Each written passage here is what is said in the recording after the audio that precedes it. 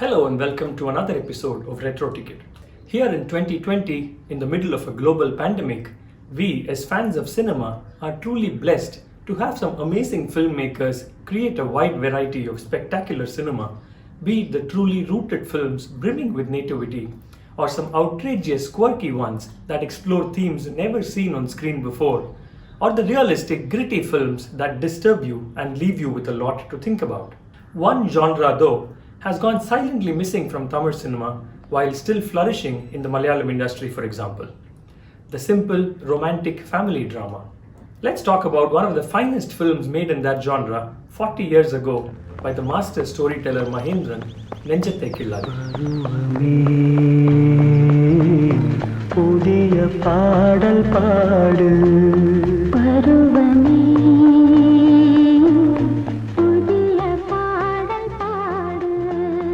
After a brilliant debut with Mullum Malarum, the phenomenal Udri Pookal and the cult hit Johnny, it was quite a surprise when Mahendran came up with the very urban Nenjathai Killaadhe, a film that was as fresh as they come, very ahead of its time, and a trendsetter for many future films in this genre.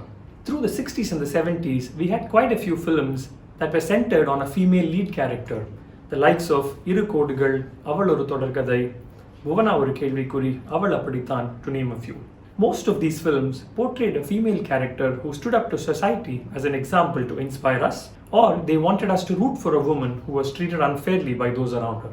Nenjathai Killaadhe places a young, vulnerable girl at the heart of the story and truly lets her be, as opposed to the character becoming the voice of the director. That realism is what made this film stand apart.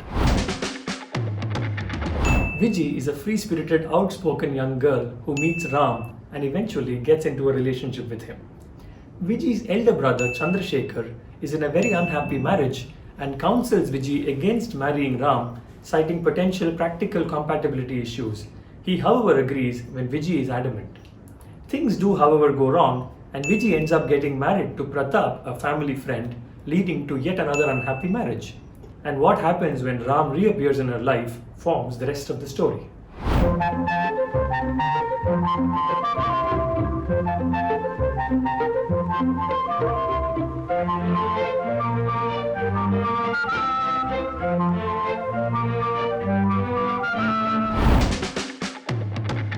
Director Mahendran always wanted his cinema to reflect reality, and in Nenjathai Killaadhe, he plays with the audience and is holding up a mirror to help us discover our own biases and preconceived notions at various points in the film.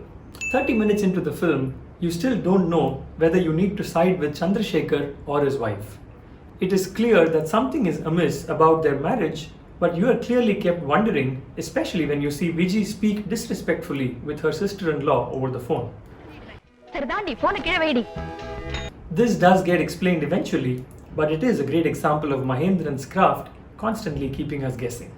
Prathap Pothen is introduced in the middle of a glitzy photo shoot where he is seen clicking pictures of glamorous supermodels with pouting red lips on all of that. You keep waiting for the scene where the sexist man in him is going to come out, but this character turns out to be one of the finest gentlemen written in Tamil cinema. You feel stupid that you judged him too soon and admire Mahendran for that design of Pratap's character, which added an additional layer of intrigue. You almost miss it the first time when Chandrasekhar's wife casually says, "Enga Viji enna nundiya vyadikariya," in a scene where she is discussing a prospective wedding. Later on, Ram says pretty much the same thing, but this time right in front of his differently abled wife, citing how he made a big sacrifice by agreeing to get married to her. இதுதான் அவன் நிலைமை. உனக்கு நான் பண்ண பாவத்துக்காக அதுக்கு பரிகாரமா இப்படிப்பட்ட ஒரு பெண்ணை ஏத்துக்கிட்டேன். Hits you hard the second time, and when you watch the film again, you do register the bias much better this time.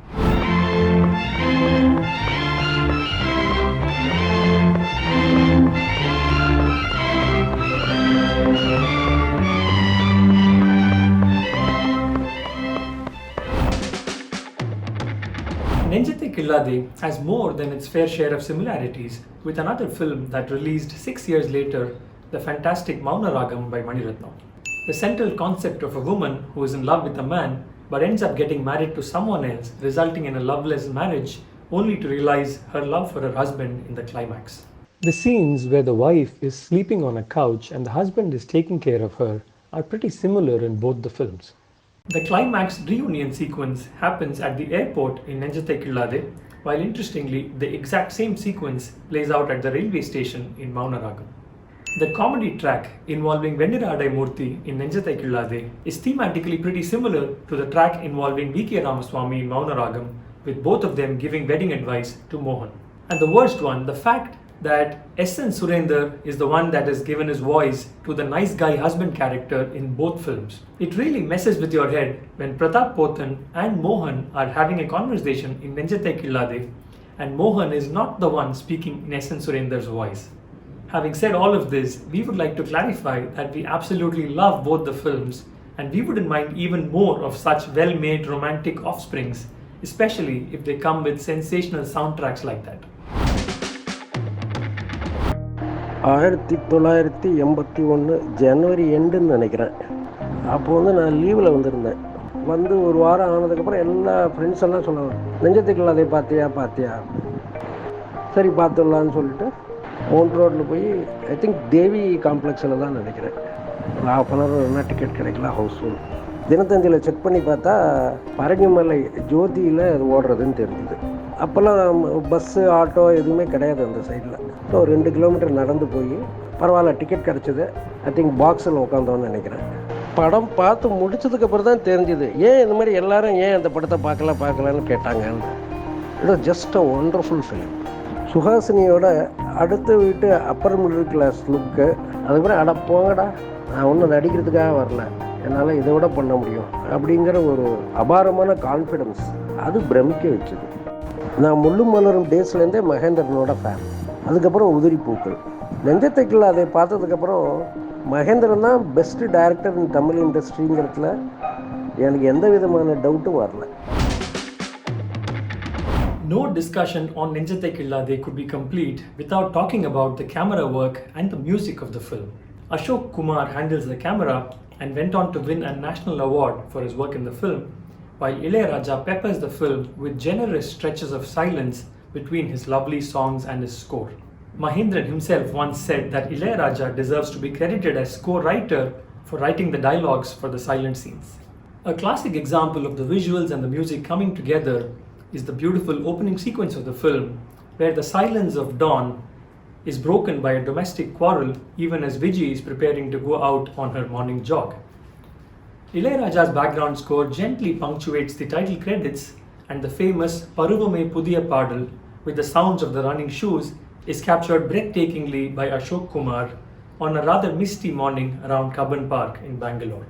The jogger in Viji goes missing for the most part afterwards, until the terrific sequence in the climax, which beautifully juxtaposes her frantically running towards happiness and love with shots of her jogging earlier in the film, where she was actually running away from her problems. Another excellent example of the visuals and music coming together to almost add an additional layer of storytelling.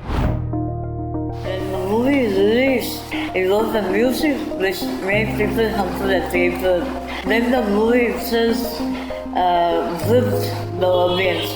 It was a refreshing change from the highly melodramatic and the very artificial movies of that time. So this one was an urban film. It was such an enjoyable and a gripping movie which had a very simple storyline.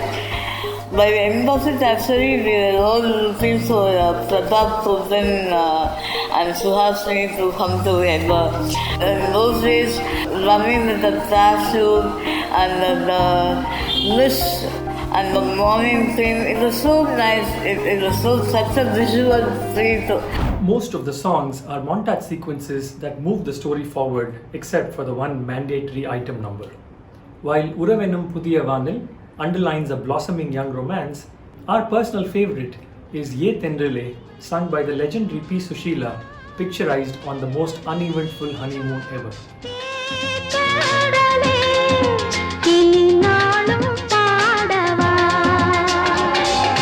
The soundtrack of the film is what you would call signature Ilayaraja. This is not Carnatic or folk or western or blues or any style for that matter. This is a genre of music that we can only call Ilayaraja.